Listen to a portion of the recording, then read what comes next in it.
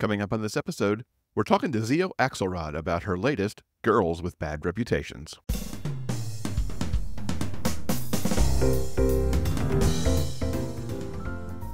Hello, Rainbow Romance reader. Welcome to episode 457 of the Big Gay Fiction Podcast, the show for avid readers and passionate fans of queer romance fiction. I'm Jeff, and it's great to have you here for another episode of the show. As always, this podcast is brought to you in part by our remarkable community on Patreon. If you'd like more information about what we offer to patrons, including the opportunity to ask questions to our guests, go to patreon.com/biggayfictionpodcast. And don't forget, you can get book recommendations delivered to your email box with the Rainbow Romance Reader Report. It's a look at books that are new and coming soon that we're excited about. Plus, we also have recommendations for you about what we're currently reading and watching. You can sign up for the Rainbow Romance Reader Report at biggayfictionpodcast.com/report. Now, if you listened to the end of the last episode, you know we said that Nora Phoenix and E.M. Lindsay were scheduled for today. We had to switch that up a bit, and you'll actually be hearing from Nora and E.M. in a few weeks on July 29th. Now, before we get to our conversation with Xio, there's a few things to talk about. First, back in episode 455, Lee Wind was here talking about his fantastic YA romance thriller, A Different Kind of Brave. Lee now has a Kickstarter running for a gorgeous collector's edition hardback of the book. But even more than the spiffy hardback, Lee's using the Kickstarter to raise funds to donate at least 350 copies of the paperback to queer and allied teens. And hey, if the Kickstarter's super successful, he can donate even more books. Lee's teamed up with the wonderful folks at Brave Trails to help deliver the books right into the hands of teens. And with your help, the Kickstarter can empower and entertain young readers with Lee's globe-trotting, high-stakes adventure with the heroic courage of James Bond movies, along with that super sweet ongoing romance and a great group of queer friends. You can get more details on the Kickstarter and back it if you'd like by going to biggayfictionpodcast.com/brave, or you can follow the link in the show notes. You gotta act fast though. This Kickstarter only runs until Saturday, July 20th. I also want to tell you about a quick trip to New York City that I took so I could see Catch the Jellicle Ball at the Perlman Performing Arts Center, which is a new performing arts venue at the World Trade Center. Catch the Jellicle Ball is a reimagining of the classic Andrew Lloyd Webber musical that takes the action out of the junkyard and sets it within queer ballroom culture. Now, for those of you who don't know what that is, I'm not talking about ballroom dancing. This is voguing, and the balls that you find in the documentary Paris is Burning, the FX series Pose, and the competition series Legendary. This means that there's no performers dressed up as cats. The action moves to the runway, and the Jellicle Ball, which is held at the Russell Hotel and presided over by Old Deuteronomy. As the show starts, we see performers preparing for the ball, and then the majority of the show is a ball. They manage to restage the story without changing the songs at all. They do add some additional dance and some spoken word as an MC calls out the categories, delivers the scores, and occasionally has to keep order. The show also pays tribute to ballroom, honoring some of the founding house mothers, but also giving a nod at the end of that tribute, calling out Grisabella as the founding mother of the House of Glamour. Now, I know Cats is polarizing. Most either love it or hate it. There's not much middle ground there. For me, Cats has always been a magical show. It's one of the very first Broadway shows I saw on tour in the 1980s, and since then I've seen it more than a dozen times, but always with the standard junkyard staging. Once I heard that this production was happening, I had to make the cross-country trip to see it. It was incredible. It exceeded my already high expectations, and I would see it again in a second if I had the opportunity. It was 2.5 hours of absolute queer joy. I can't tell you just how remarkable the energy was from the performers and the audience, who were just so into everything that was going on. It was absolutely brilliant. The way the creative team has taken something that's been consistently done for some 40 years and transformed it so completely by also keeping most of it the same was absolutely incredible. I can only think of 2 revivals that I've seen that have managed to do this kind of transformation. The 2015 Deaf West Theater production of Spring Awakening, and director Daniel Fish's take on Oklahoma that I saw on Broadway in 2019. The bringing together of Broadway performers such as the legendary Andre DeShields and Shireen Plimtel and Sidney James Harcourt, alongside ballroom icons like Junior LaBeija, who also happens to appear in Paris is Burning, Robert Silk Mason, and Tempest Chastity Moore, helps to make this production so exciting and vibrant. If you live near NYC, I highly recommend you get yourself tickets. If you don't live near the city, and if you had the opportunity to be as impulsive as I was and traveled to go see it, I say do it. Regardless of how you feel about Cats in its original staging, this one is absolutely worth seeing. It's currently running through August 11th, and it's already extended twice, but who knows if it'll be able to do so again. So if you can, make this part of your summer. 2 more teases for you on Cats. Rum Tum Tugger? He is so hot. There's no other way to describe him. And, spoiler alert, he's possibly in a relationship with Mr. Mistopheles, which was quite exciting to see. Anyway, thanks to the company of Cats, the Jellicle Ball, and PAC NYC for an incredible night of theater. It was perfect for Pride Month, and honestly a great birthday present that I gave to myself. And I've got to talk about a book too. The Prospects by KT Hoffman. It's the second baseball romance I've read this year so far, so maybe that's becoming a thing for me. This book is outstanding in every single way. Now, The Prospects is about 2 baseball players playing in the minor leagues in Oregon. Gene is described as an underdog and an optimist, and is the first openly trans player in professional baseball. When Gene's former teammate and current rival Luis is traded to his team, it is a massive curveball for Gene. KT's written a stunning enemies to lovers, sports, workplace romance that occasionally has some good forced proximity in there too. Gene is none too happy when Luis shows up, and taking his spot in the batting order and on the field. Luis also seems to want to be anywhere but where he is. The two have got to figure out how to work together though, one at second base and one at shortstop, because the team needs them to do their jobs well, so that maybe they can have a successful season and get into the playoffs and make a championship run. Much like Cat Sebastian did with You Should Be So Lucky, KT makes me care about baseball, which is important since it's one of the most important things in Gene's life. His enthusiasm for the game and what it entails is so easy to get caught up in. And then how he has to work with Luis just amplifies it. Being able to work together means they've got to work through their past, along with also getting to know each other in the present. Gene, while being an optimist, is always on the lookout for the worst to happen. He also knows what it means to be the first openly trans player in baseball, and he's often wondering if that will keep him from getting called up into the majors, no matter how good he plays. He doesn't want to do anything that might lessen the chance for that call, including falling for Luis. Now for Luis, he's anxious about everything. Although, the more he's around Gene, he finds that anxiety actually lessens. These two are so good for each other, even if they don't want to admit it at times. KT gives us some amazing support characters too. There's the coach/manager trying to get the team to the postseason, and her ways to get the best out of the team possible.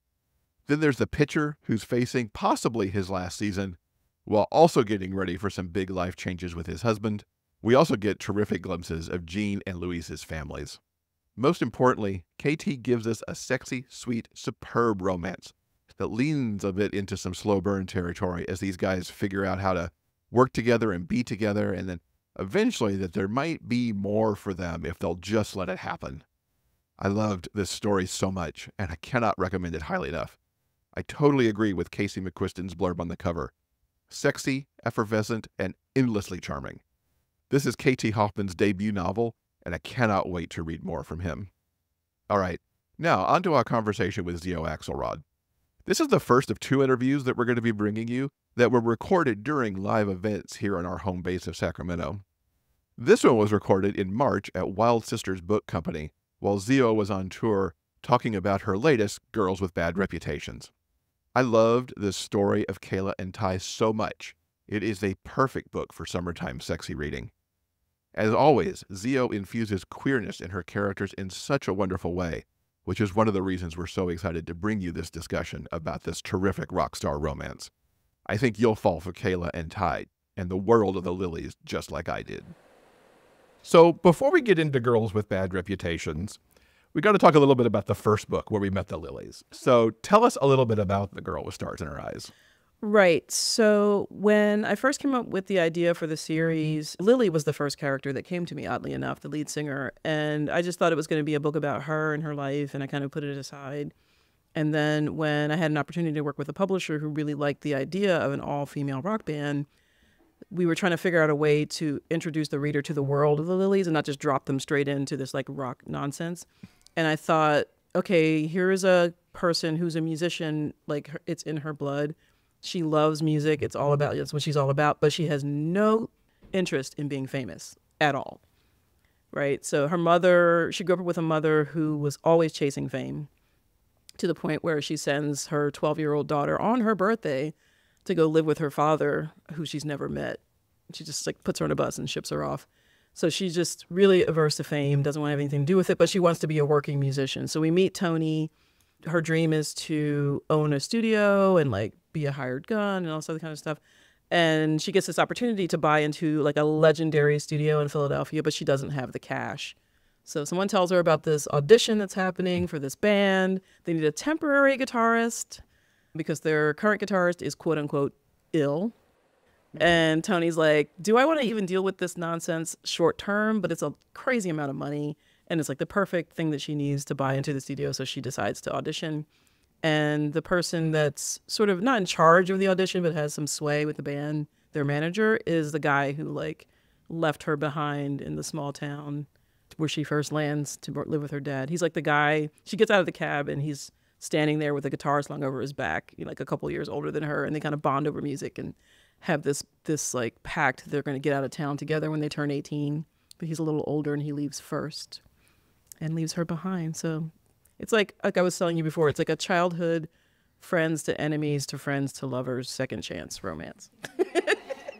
All the hyphens that you could ever want. Yeah. And then like all the found family of a band, and you meet the band when they're just moving out of dive bars into like bigger venues and they just got their record deal. So you're really just sort of like dipping your toes in the world of the Lillys in that book.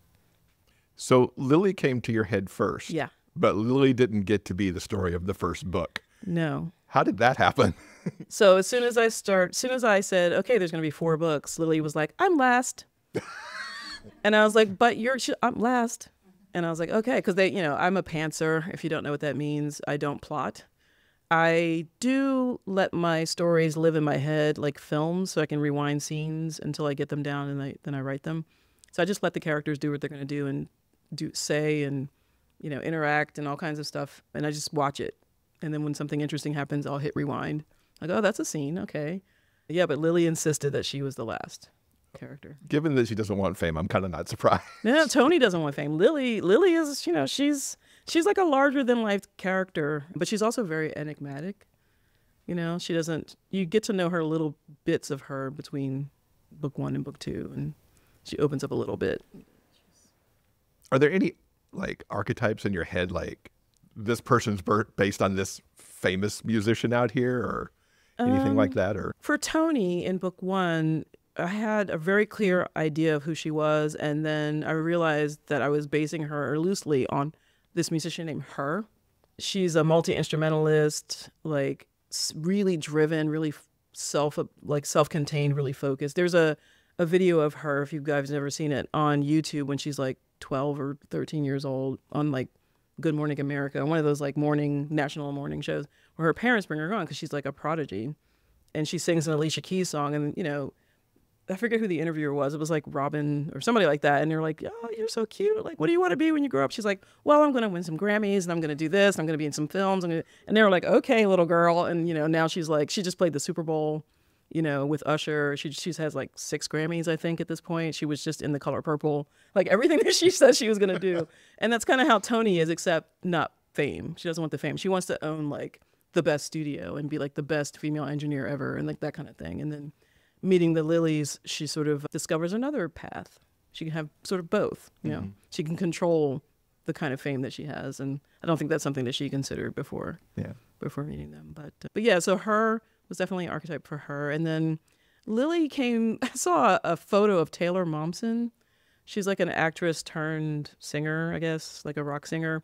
And she's sort of sitting on a stack of, I think, amps with like one leg up and like this raccoon eyes and like, torn fishnet. And she just looked like say something, you know what I mean? I was like, oh, I got to write something. So I just put that aside, and that was Lily.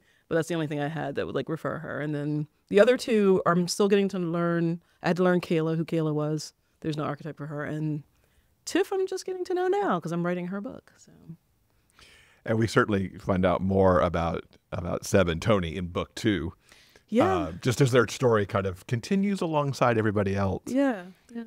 Let's talk about girls with bad reputations. It's Kayla the drummer. Yes. And Ty, who ends up being their bus driver while they're out on tour. Yeah. Where did this come from? Because I just love these two so much from their very first appearance in the pages. Too. So like whenever I'm writing, whatever character comes to me first, because my characters rarely come to me in pairs. Like I never have like, oh, here are the two love interests or whatever. It's like one character has a stronger voice, or that's the story that I see first.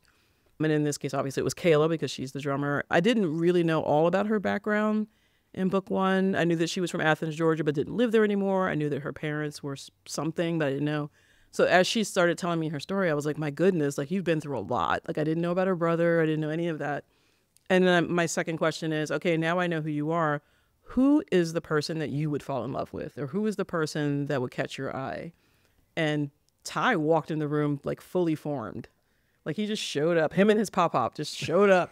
And I was like, oh, okay, well, I guess it's you, you know. But he's one of my favorite characters I've ever written. Like I don't know where he came from. He is so sweet and so supportive. Not a pushover, you know, like he's a cinnamon roll, but he's also got like a really strong backbone. He's a really good support system for her, which she really needed. And on the other hand, she's a really good support system for him. You know, like they see things in each other.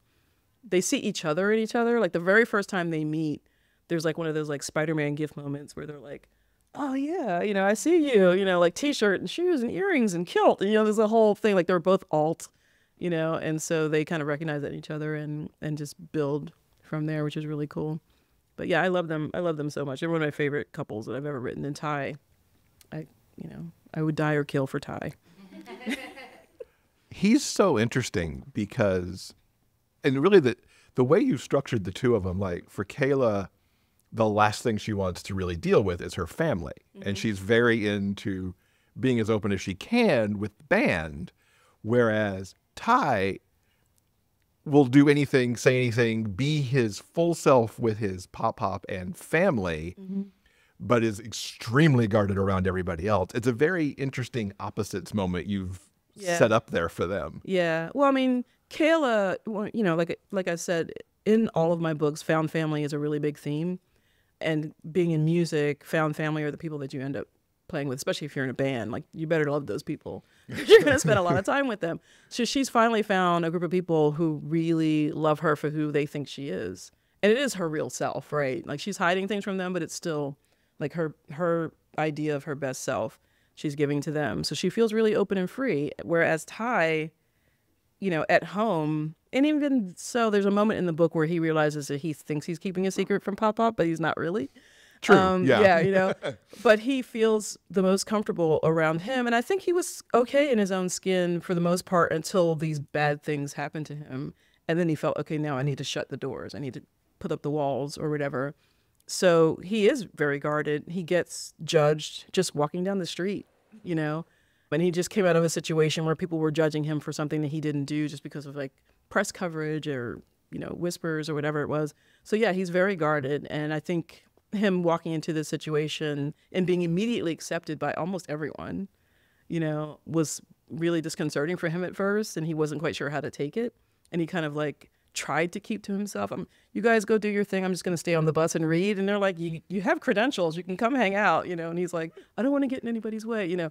So it takes a minute for him to realize he's found these people. You know? Him losing his shell over time is so wonderful. And especially how Kayla just was like, come on. She buys him that like journal or whatever she gives him. She's like, it's like a little olive branch. Because it's like, again, she recognizes something in him that's in herself, like this guardedness, this like wariness. And she's like, you're cool. Like, here's something for your collection. And he's like, how did you even know that I used these? You know what I mean? Like, he's just so taken aback by it. And I love that she teases it out of him a little bit. And he does the same thing with her, you know, and they're just so sweet. They are. Are we gushing enough about the books, y'all? I don't know. I mean, it sounds weird because I wrote the thing and I'm like, I love them so much, you know, but like, yeah, I As a pantser, how did Kayla end up and form for you? Because she's got secrets she's keeping from the band for a while. She's got secrets she's keeping from her family. She's got all these secrets, and yet she's also this very fun-loving, vivacious, fierce drummer at the same time. Yeah. So many little, counterpoints in herself. Yeah, I think a lot of people can relate to, I mean, I can. When you're away from your family, you're a different person. You behave differently. You speak differently sometimes than you are when you're with your family. Like, if you grow up, especially in her case, she grows up in a household where her mom is very, not strict, but exacting. Like, I think her mother thought she was giving her freedom, but really she was trying to like mold her into something that she wasn't. And Kayla, until a certain age was like, okay, I have to dress a certain way. I have to speak a certain way. I have to hide the fact that I love playing the drums. I have to do these things. And then when she's away from home, when she's hanging out with her brother and his friends, she's like, I can just sit here and listen to music, or I can play drums, or I can do whatever. And then when she goes back home, she's back in that box. So I think getting out of that box, leaving home for her was like the best decision she ever made. And so I think that for me, getting to know her, I knew her as the heartbeat of the band, but I didn't know her background. And when I realized the stuff about her mother writing the books that were based on her, like can you imagine that pressure? Like, you're writing a series of books about a perfect child, and then you're the model for the perfect child, and you're just like, I don't want to wear this dress. I don't want to wear these shoes. I don't want to be this girl, and she's just like, we've given you this privilege. You need to take advantage of it, kind of thing. So yeah, it was interesting getting to know her through that. And then her relationship with her mother was such a delicate line to walk, because I didn't want her mother to be a caricature, But there's a thing, particularly in marginalized communities, when you've achieved a certain amount of success and you have children, where you want that success to continue through them in the way that you want it to continue. It's like, here's the path that we've created. We've laid it out for you. You have nothing to struggle about, and you're going over there. Like, why are you doing that? So that was some of the conversations that didn't end up in the book were a bit more harsh. Mm-hmm. But I knew that everything that her mother did for her was out of love. I think in Tony's case, her mother didn't know how to mother. And so she just kind of did the basics, make sure she had something to eat, maybe, and like a roof over her head. Whereas, Giselle Arrington is like, I'm the perfect mother. You're the perfect children. We've given you everything. We're caring for you. You have no wants, no worries, But she's a little bit over the top, a little bit smothering about it. So it was interesting getting to know that dynamic. Yeah, she's the ultimate sort of like, we must protect this image at all costs. Yeah, yeah. Including with her husband. With her husband. And her husband, I love Kayla's dad. He's a lovely man. But my goodness. Like, dude, but I understand they suffered a loss, like a big loss, right? And so I think his motivation is just to keep things nice, keep the peace, like make sure the boat doesn't rock too much, He rarely sticks his opinion in anywhere, even when it has something to do with him. Yeah. He's like, whatever your mom wants, that's just, Yeah, he was interesting. Yeah, yeah. She was planning his retirement for him too, without giving away a spoiler. It's like, well, you retire, you'll do these things when you retire. This is a perfect opportunity for you to have more stuff on your plate. And he's like, I really just want to do this other thing. Yeah. Giselle's like, she's something. Mm. I often wondered what scenes of Kayla's childhood would have been like when the books were being written and she started to see, These are the places my mind goes when I get too involved in things that don't matter in the story. Right. No, there's a scene, I remember specifically a scene that got cut. I'm pretty sure it got cut because sometimes I don't remember what's in the book, where her mother I think she's just had some success with the books, or the books are really taking off. Not only the children's books, but like her academic books. And so she has this big, like, lavish dinner party for the university elite. And Kayla's expected to be at the table in whatever pearls. Like, her mother, the clothes that she would pull out for her mom would pull out for her, just crazy. But, and so she's like lollygagging upstairs in her room, doesn't want to come down. Her dad's like, your mom's going to get on you if you don't come down. So she comes down and sits at the dinner table, and it's like, a catered meal kind of thing. And it's just so over the top. And her mother is talking about her in the third person. Like, she's just like, and, Catherine, her real name, Catherine, da-da-da-da, and blah, blah, blah. And Catherine is Honor Society. And Catherine, and she's like, I'm right here. Like, like she's talking over her head. And she's just, the whole thing is just very, very uncomfortable. But the the point of the scene was reiterated in other scenes in the book, so we cut it out. But it was a very formative sort of scene of how their relationship was. And I think she's about 12 in it or so. And then she's sort of like, can I go now? You know, and just leaves after the presentation is done. She feels like she's being presented on the platter to these people. Like, look at her academic success and look at her whatever. And look at her. It's just like, this is your daughter, not your project. You know, and that's a recurring theme with them. You mentioned cut scenes. Anything else get cut that you're like, oh, not that? There are a few love scenes that got cut from the book. There's a lot of love scenes that got cut from the first one, but there were some that got cut from this book because we're straddling that line between like Kayla's story and the romance. And in the first book, Tony's story really took over, and so the romance took sort of a back seat. But in this one, I thought to keep the stories kind of equal, so you get a lot of Kayla and Ty on the page. But yeah, there were a few scenes where my editor's like, this is really hot, but I don't know if we need it. And I was like, but you know. That's too bad because their chemistry is so good. Yeah, my favorite scene to write with them was the tour bus, because I had to do a lot of research about like what you can do in a bunk on a tour bus and stuff. So it was, that was a funny scene for me to write. Them fitting themselves into the bunk, and you'll know it when you read it because Ty is so big. He's a tall, lanky guy, and it's like. It's funny. It's like somebody asked me, like, we were talking about funny scenes. And I don't write a lot of, like, quote unquote funny scenes. But the one right before that, when Ty is driving and he gets relieved by the relief driver because you have to drive, like, I think 10 hours and then you have to take a break. So his bunk is right across from Kayla's. So he's, like, tiptoeing back to his bunk and he notices that her little light is on. And she's, like, opens her curtain. She's like, hey, He's like, oh, wow, what are you doing? She's like, I'm just laying here thinking. He's like, what are you thinking about? And she was like, peeing. And she's like, yeah, you know how when you're really comfortable, but you have to pee and you don't want to move because you're really comfortable? And he's like, well, don't let me stop you. And she's like, no, I don't really have to go. I was just thinking about it. And I was like, I don't know where that came from, but that's what I mean by characters kind of write themselves, because I don't know what that is. But yeah, that was one of my favorite scenes to write. That from there until the end of that scene. Yeah. Now everybody's going to go home and go, where's that scene? I want to read that. Yeah. So let's talk about Ty for a little bit. Sure. You mentioned that he arrived fully formed.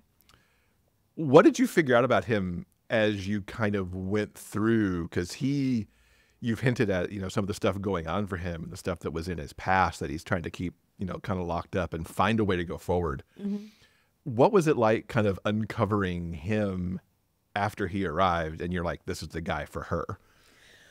Right. So Ty was interesting to write because he had a lot of story. He had a lot of things to say. And I wasn't quite sure what had happened to him because the very first moment I had with Ty was he was having a nightmare. He was having like a PTSD moment. And I was like, whoa. I had to like get up and walk around the room for a minute because I was like, I don't know what I'm writing here. I just started writing because it was like a flashback of a dream or like a moment he had. And I was like, my goodness, what is happening? What kind of book is this going to be? I was like, this is supposed to be like a romance. But I knew that he had gone through something traumatic, but it took a minute for me to figure out what that was. And then once we got there, I was like, okay, how would his grandfather work with him through this? Like, who would the people around him supporting him? But he's also really, really isolated. So he's not in therapy, like that kind of thing, which, he will be going forward. But I was trying to figure out how someone who was so gentle and so kind, who has this horrible thing happen to him, how would he cope with that? And he just, withdrew into his shell, went to his books and his music and his, papa. He moved back home with his grandfather and sort of made his grandfather his focus. Like, I need to do everything I can to take care of this man, and stuff. And so it was interesting, like peeling back the layers of Ty. And then once I got to the soft, gooey core of him, I was like, oh, this is a person who has a lot of strength, but has lost the sight of that. Like he doesn't remember who he is when you first meet him. He's kind of like, he had been on this path to become a teacher and he wanted to give back to the community and all that stuff. And this derailment has like knocked him off course. And so he's not quite sure how to get back there, or if he should get back there, if he's welcome there, So it was interesting figuring out who he was. Yeah. And one of the things that kind of even drew me more into him is not only because you had this deft way of, weaving some mental health things into your characters, there's also a queerness in him that is never really fully labeled. Yeah. But you hit on it here and there, so we understand who he is, and Kayla draws an understanding of who he is. Yeah. And I just like how it just weaves its way through there. It's not like I'm this or I'm that. Yeah. It's just here I am. Yeah, I think I did that in the first book with Jordan, their attorney. I love Jordan. Yeah. There's a He was so conversation. fun. He is. And if I could ever write a novella like in this series, it would be for Jordan. Because he's out there. Like he's got lawyer Jordan, and then he's got like best friend to Seb Jordan. And they're two very different people. Jordan's pretty wild. But there's a scene in the kitchen when he's talking to Seb. And I don't say anything about Jordan other than that. He's like, I'm going on a date. And Seb's like, oh, is it the flight attendant that you met? She was cute. And he's like, no, it's this guy, this hockey guy or something like that. And that's when you realize he's bi or pan or however you want to describe him. I knew Ty was pan going in, and it wasn't until the conversation with his grandfather where he's kind of like, oh, I guess that wasn't a secret, when that comes out. But and he sort of lays it out to Kayla too that way, like it's very subtle, and I think he does that to see how people are going to react, But yeah, I mean, it's a facet of who they are. It's not everything that they are. So I just want it to be as normalized as possible in these books. Almost all of my books, I think, have queer characters in them, and I've never been like, this is what we are. Sorry, microphone. This is what we are, and this is why. And it's always just an aspect of who they are. Yeah, and from the moment he's on the page in the kilt, I'm like, I like this guy. Yeah, he's got painted nails and earrings, and I just loved him. He was so much fun, and he does have. There's another musician named Moses Sumney, who informed Ty's appearance. There's a picture of him in a black utility kilt with a black tank top on, and he's got the short little like locks, and he's got his arms like this, and he's just standing there staring at the camera. And I was like, oh my gosh, it's Ty. Totally, and, yeah. You did research for the bunk Yeah. thing. Were there other aspects of touring? Because you do have a background in music and touring and all this other stuff. Did you have to like figure stuff out for this book, but beyond like how to fit people in a bunk? Yeah. I had to do a lot of research on drumming because I'm not a drummer. I've worked with drummers my whole life, but there's like languages. Even when I wrote The Girl with Stars in Her Eyes, I know a lot about guitar, but I'm not a guitarist, and they have like their own language, and drummers have their own language. So I had to learn about like, stick grips and like different like, paradiddle. I didn't know what a paradiddle was. I knew what it was when I heard it, but I didn't know that's what it was called. So there was a lot of research about that and the size of kit that Kayla might play, and the different types of skins and like cymbal. I mean, way too much stuff. But I learned a lot so that I could speak, she could speak through me, and I wouldn't sound like I wouldn't know what I didn't know what I was talking about. The scene in the drum store when she goes to play, It's a brilliant scene. So many good scenes. Yeah, there's fun stuff like that. The tour thing is interesting because I've never toured on a bus. I've been on tour buses with other artists, but I've never toured myself on a bus. So I've never had to been crammed into the tin can. But it's such a small space, and you have a lot of people in there at one time. And if you're on the road, even for like 6 hours, you start to feel it. You start to feel like, can we stop? Can we just stretch our legs or something like that? Everyone's like on top of each other, So yeah, a little bit of that. And then like the length of the bus and how many bunks there are and that kind of thing, and the one that has the bedroom in the back, and does it mean there's a shower? I mean, there's all this. I have so much like research on my laptop that didn't make it into the book, but I wanted to feel informed. And some of it will come into the rest of the series too, because their tours get bigger and longer and more elaborate as they go. Didn't make it into the book, but yet it's there. And that's one of the things I love about it so much. It's like there's the stuff at the drum store, there's in the recording studio, there's on stage at the gigs. Yeah. And where I feel like I'm there with them. And because it's not like a big info dump or anything like that, but it's like there's just enough there to fully form out the atmosphere of it all. That's such a compliment. No, I wanted everyone to feel like if you knew nothing about music, you would know what I'm talking about, or you feel like you're there. There's a scene because Ty is coming into this not knowing anything either. I think I've been trying to give people like little ins in each book. Like Tony was the in in the first one. Ty is the in. He knows nothing about music, but he's standing in the wings at one of the shows, and something goes wrong on stage, and someone thinks that he's one of the crew. So they like shove something in his hand and like, go fix it. And he's like, he kind of like goes out on stage, and there's like thousands of people staring at him. But yeah, one of those like, layman moments just to give you like an insight or when they're in the studio, there's lots of like banter and lingo and stuff going on. And I know when I work with my band, especially if we're working on new stuff, we just book like 3 hours and we just jam until something coalesces. And they're like, oh, that sounds good. Play that again. And are you recording that? Yeah, let's play that back. You know, that whole thing. So you feel like you're part of the process, you know? I love that given how long you've been in music, you know, for most of your life, you've had music, you still had to research for this though. So I like how your already knowledge comes into like gaining even more knowledge. Yeah, I feel more accomplished as a musician because I had to learn all this stuff. And it's funny because like we were in the studio a couple of weeks ago to record the new single, and I was saying something to my drummer and he was like, what do you know about that? And I was like, well, I did some research for this book. I know it now, you know? Yeah. And let's talk about that. You're actually recording as the Lillys right now. Yeah, there's 2 songs out now, and the third one just went into pre-save on Spotify. I just put the links up today so that people can pre-save it. And the original idea for for the first book was to have like an EP out. Like I had a whole timeline in my head of like when their music would drop and when the album would be done and all this stuff. And then the pandemic happened, and the studio that I'd been using for like 10 years shut down permanently. People scattered, all kinds of stuff happened. So we've been doing it sort of piecemeal. So we did two singles. There's a third single. And then I think this summer, we're working on 3 originals right now because the new single is a PJ Harvey cover. But we're working on 3 originals. And then we're going to go into the studio at some point this summer when I'm not writing books and then record these songs. And then by the time Lily's book comes out, book 4, the whole album will be done because that's like the culmination of the band. You know, their like world tour and Grammys and all that kind of stuff. That'll be like their thing. So. Did you ever envision channeling a book quite like that? No. Well, I didn't think I would be writing at all. Like 10 years ago, if you'd asked me I'd be an author now, I would have laughed at you because the only thing I'd written was some Buffy fanfic.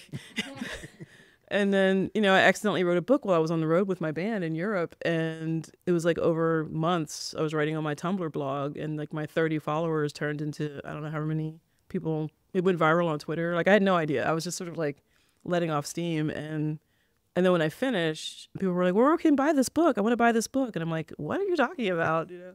And it was a librarian friend of mine, Dina Halick in Philadelphia, who put it on Goodreads. She asked me for a PDF and I gave it to her, and she put it on Goodreads. She's like, you need a cover. And I was like, for what? She's like, for the book. I'm like, what book? Like, it was just one of those things. And it just, you know, friends were like, you should figure out what to do with this. And here we are, book 12, 10 years later. That's amazing. It's like, bizarre. You and I first talked like 5 years ago. We were trying to figure out if it's 5 or 6 because, you know, time's kind of a malleable thing. Yeah. And to now be here, USA Today bestseller and all that. Yeah. We talked about the Frankie and Johnny series. Yeah. Which just got translated into French. Find the Frankie and Johnny books. They're so good. That was my first entree into Xio's work, were those books. There's so many interesting side characters here. We talked a little bit about Jordan. We've talked about Seb a little bit. Not really a side character because he was for me, he was a side character in this book. Yeah. We got to spend at least a few minutes talking about Ty's grandfather, a little bit more than we already have. I wanted to sit down and just know him. Right.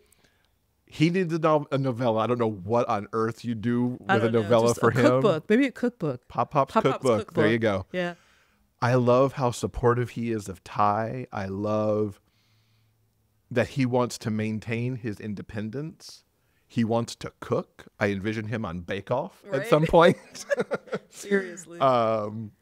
Where did he come from, and how fully formed was he when he showed up? Because he seems like, I'm here, and I'm in Ty's life. Exactly what happened. Like, they both walked in the door, and I was like, oh, hey, you know. They were a package deal. Pop, I didn't have a grandfather growing up. My maternal grandfather passed away before I was born, and my paternal grandfather, I never knew him. So, like, maybe it's just like some wish fulfillment or something. I don't know. Like, if I ever had a grandfather, I'd want him to be like Pop. But he's the only family that Ty has known for the last, 10, 12 years of his life, and helped raise him because, Ty's background is pretty tragic. And he just loves him unconditionally, which is what you want, right? You want that sort of like, I don't care who you love. I don't care what you do with your life. Like, he's just very, you have to hear the audiobook. You really do. Because the audio, we'll talk about that. It's like with the audiobook, like his voice is amazing. But yeah, he just doesn't care what Ty does as long as he's happy. Happy and out of trouble. That's like his only criteria, And so he gently pushes him in directions, and if Ty gives any sort of resistance, he just backs off. Okay, it's your life, you know. But he's like gently sort of like guiding him, you know, and just supporting him. And I think the cooking thing, I don't know where that came from. I don't know. I just thought it would be funny if, you know, this is like his, you know, he's retired and he's, you know, at home alone and he just starts baking, you know, and like trying to improve the recipes that he sees on these cooking shows. I could do it better than that, you know, like, you know, and then he ends up in a situation where he's got this like world-class kitchen at his disposal. I can't even imagine what he's going to do in there. But yeah, Ty, He's going to become the chef there. he really is. Pop, yeah, he's got opinions. He's not afraid to let you know, but he's a really good guy, really big heart. He is. It's an interesting split again between Kayla's mom and Ty's grandfather. Yeah. Like the very different ways that they work with their family, try to support their family, and treat their family. It's another one of those interesting opposite things that are going on within the book. Yeah, and they're both coming up from places of love, you know, just he's like, let me give you your freedom, as much freedom as I can, because of who you are and what you look like. You're going to run into obstacles, so let me not be one of them. Whereas Giselle is like, you know, we've given you every opportunity and you need to take advantage of it in the way that we, you know, the way that I want you to. So, yeah. I like how you find those moments in the book, too, so that you just communicate them, whether it's how Kayla deals with the guy in the music store. Drum store, it's more than a drum store. It's a music store. Or, you know, those occasional moments where, you know, Ty is looked at because of, you know, how he looks. And it's almost like the queerness that it's just kind of woven in there so that it's part of the world that they live in, but also not like, you know, this is the moment we're having a message or something like that. Yeah. I mean, Kayla is non-gender conforming, right? So like she sort of eschews everything that her mother thinks of as femininity. And, you know, like I drew a lot from both of them from myself. I mean, people always ask, like, what are the characters that you've written that are most like you? Frankie is one. And then these two are the other, because I mean, this is like kind of who, I mean, I'm a little bit dressed up today. I have like makeup on and everything. I don't usually do that. I'm just like a jeans and t-shirts person. I don't do my nails and that kind of thing. So like when I was growing up, it was sort of a little bit of like, I remember one time I got a birthday present. It was from my dad and my mom, but it was like these like pleated skirts and like these blouses with like little frills on them. And I just looked at it like, where am I ever going to wear that? You know, but that was like them trying to tell me, like they give me something pink because I was all black. I used to wear all black. Here's a pink, this looks so good on you. Here's a peach sweater. And I'm like, you know, that's not me though. Don't you know who I am? So I think that, you know, Ty being allowed to be who he is, no matter what that is, and Kayla fighting to be who she is and finding people who accept her for who she is a really big theme in all of my books, really, but really in this one especially. They're both very, very strong individuals. They have individual tastes, and they're similar in taste. And so when they meet, they're like, oh my God, I love your shoes. I love your, you know, there's like that. But it goes beyond that. It's like just the way that they view the world and the way that they move about the world. I mean, I've had people judge me for the way that I dress or my color of my skin. I've gone into music situations where people will dismiss me because they think I don't fit in whatever arena it is, you know, especially in the rock world. So there's a lot of that from me in these books. We hinted at the audiobook a little bit. Yeah. You got such amazing voices for Kayla and Ty. Yeah. Tell us a little bit about them. So Tyla Collier, who reads Kayla, is like a Broadway actress. Like she was in the touring company for Hadestown. Like she's done all this stuff. She's amazing. And Ty, Benjamin Charles reads Ty, and he's also an actor. I think he's done some Broadway and some off-Broadway. But I read mostly through audio, just because at the end of the day, I don't want to stare at another screen. So I listen to a lot of audio. So I follow narrators to authors sometimes. Like I'll, you know, follow, and then sometimes I'll discover a narrator. I'm just like, you haven't read anything else that I want to read, but like I really love your voice. I'm waiting for you to put out something else. And he was one of those people. So he's read some really great stuff. So I somehow wrote this book with Ben's voice in my head for Ty. So it has his cadence and everything. And I didn't realize it until like we were going through past pages and I was like, oh man, I really hope we can get Benjamin Charles to read this. And then they sent me, the audio company sent me like these actors and actresses to listen to. And Tyla was on the list, but I didn't know who she was. And then I saw the 5 male narrators and I was like, I don't know any of these people and Ben's not on this list. So I wrote them back, and I don't usually do this, but I was like, hey, author request, you know.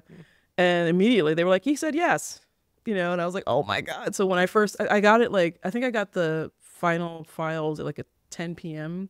and I stayed up all night listening to the book. Because one, you want to do that. You want to hear it come to life. But also I was just like, okay. So I'm like, Tyler, you're great. You're great. Where's Ben? You know, like, you're really great. Wait, where's Ben? And then as soon as he opened his mouth, I was like, he nailed it, you know. And then we've done an interview or two together. And I told him that I wrote Ty, because he loves Ty. I told him that I wrote Ty with his voice. And he was like, what? You know, he's just one of those like, oh my God, are you kidding? I'm like, not even joking. He's you. So That's amazing. yeah, I was so lucky. And even with The Girl with Stars in Her Eyes, I'm friends with Alexander Sendies. And so I wrote Seb with his voice in my head. So I immediately, you know, when we got the contract, I was like, here's who I want for Seb. Pick whoever else you want. You know, I was like, or send me some auditions to listen to for Tony. But yeah, so I've been really fortunate with my traditionally pubbed narrators for the most part. Yeah.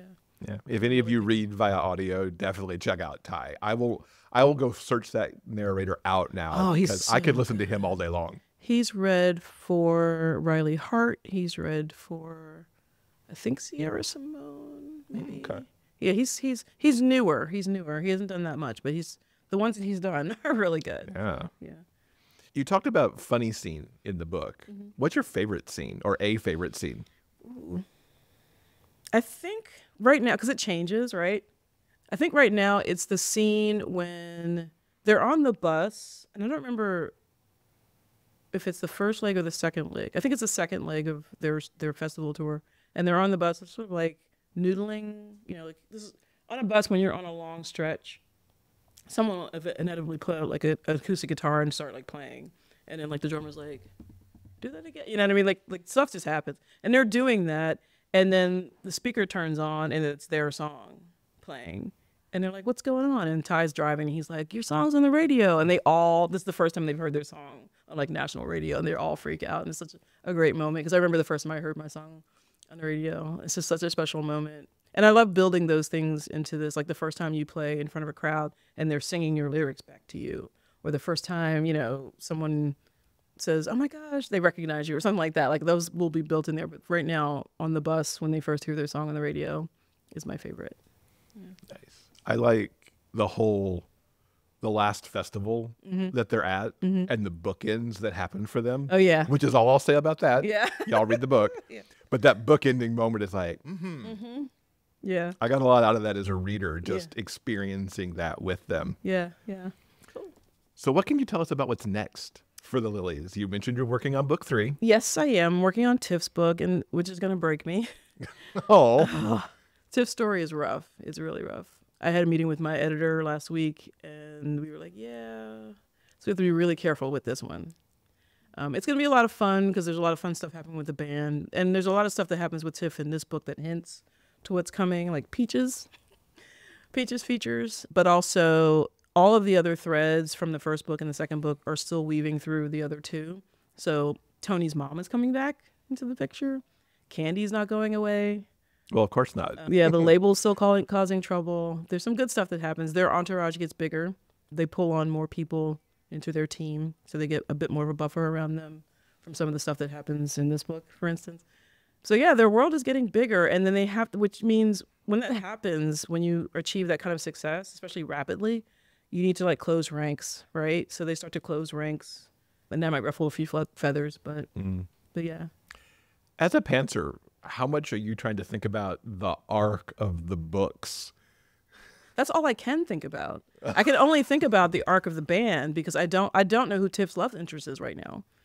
And I have no idea who's going to catch Lily's eye, right? So like all I can think about is what's happening with the band, and then everything else kind of like, you know, comes along whenever they decide to tell me. Interesting. They can be really. I wrote a book once where the character didn't tell me until halfway through the book what his name was. That's difficult. And I was like, really, dude? Do you just go like bracket name, bracket? Yeah. It was like John or, you know, some John's Doe or something like that. And I was like, your name's going to be John Doe unless you tell me your name. Yeah. Anything else you're working on alongside this book, or is this book all consuming? No, I'm working on the follow-up to Love on the Byline, which is a duet. So that'll be maybe the last book, and we'll see what they say. But Brand's book, Love on the Byline, was my attempt at writing a rom-com. I can't write a rom-com. So it turned into sort of like light romantic suspense, I guess. I don't know. That's a turn. Yeah, I just can't do it. I leave it to like Allie Hazelwood and like, you know, Emily Henry and those guys. But in the first book, there's like two friends, like two best friends. It's a great bromance. It's like a wonderful bromance between these two guys. And then another young lady, they're in college together. She and Ollie, Blake and Ollie, are kind of circling each other in college. And they're about to get together, but his best friend throws a wrench in it, not on purpose, just something happens. And she's basically like, if you can be friends with someone like that, then maybe you're not the person I thought you were. And she bounces. And then they meet later on and things happen and whatever. So they get together. But then the second book is Brand's. And Brand is such an interesting character because he's like the jock that everyone is like, you're too spoiled. You're too, like, everyone loves you. I hate you for that. Like that kind of a thing in college. And now he's an A-list actor. So it's like on a grander scale, you know, so he's got a lot of like attitude and self-love that he needs to like dial it back a little bit, bro. So he meets his match in his book. So I'm having a lot of fun writing he fell first. So I'm having a lot of fun writing Brand's book. It's a nice contrast with Tiff's book, which is a little heavy at the moment. So I get to like lighten up with Brand and then go back to Tiff. It's interesting juggling those two. At least they're very different. They're very different. Yeah. Yeah. Shall we take some questions?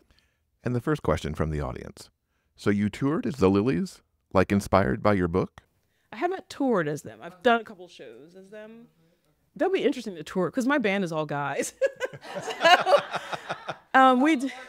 Right, yeah. So right, yeah.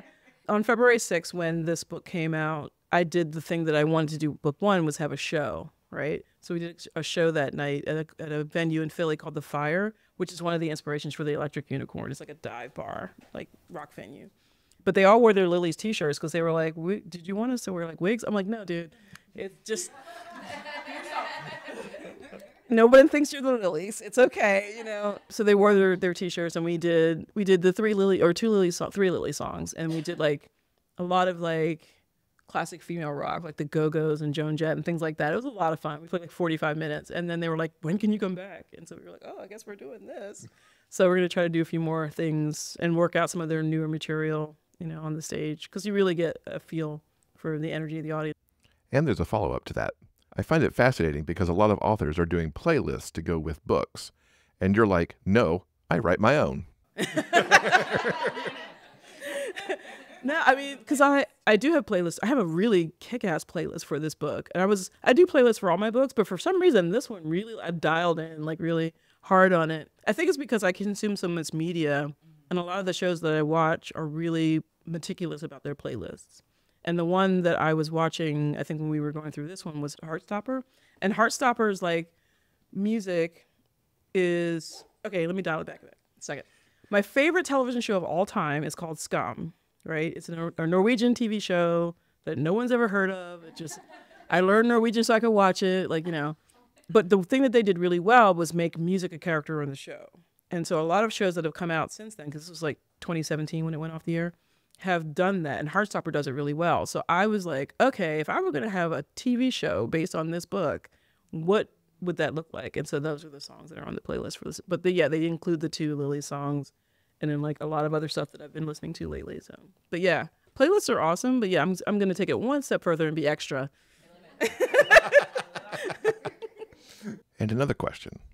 Are there any authors that you read that after you're done reading, you're amped up to go in and start writing your own stuff? Oh my gosh. That's a great question.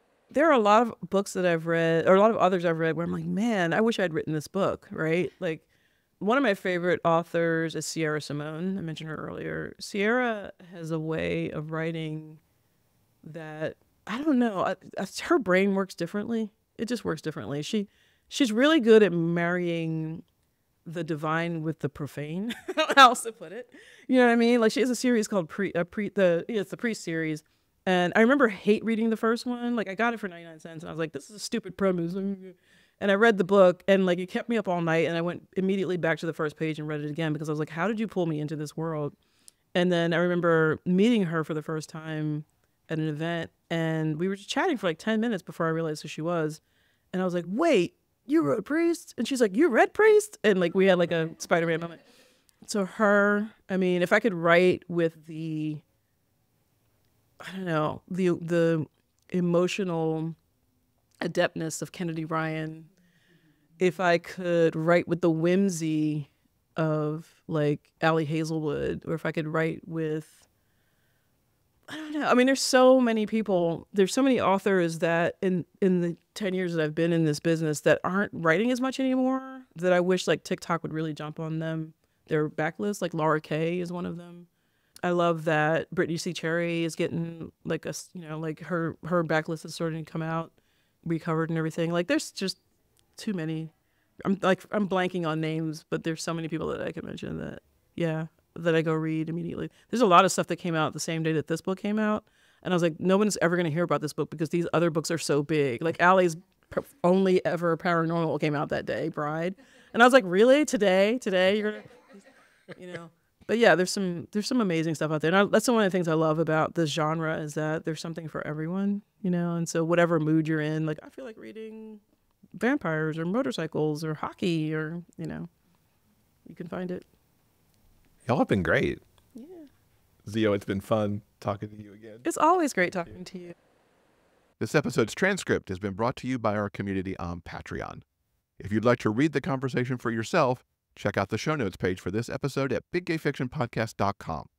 We've also got links to everything that we've talked about in this episode. And thanks again to Xio for the great conversation and for inviting me to be a part of her event at Wild Sisters Book Company.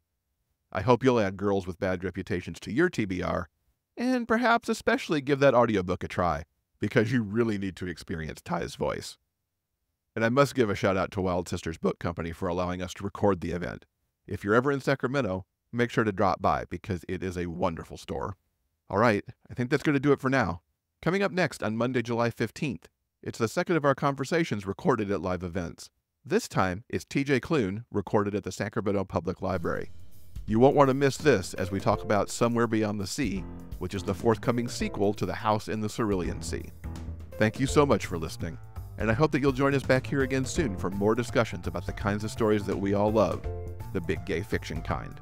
Until then, keep turning those pages and keep reading. Big Gay Fiction Podcast is part of the Frolic Podcast Network. Find more shows you'll love at frolic.media/podcasts. Original theme music by Daryl Banner.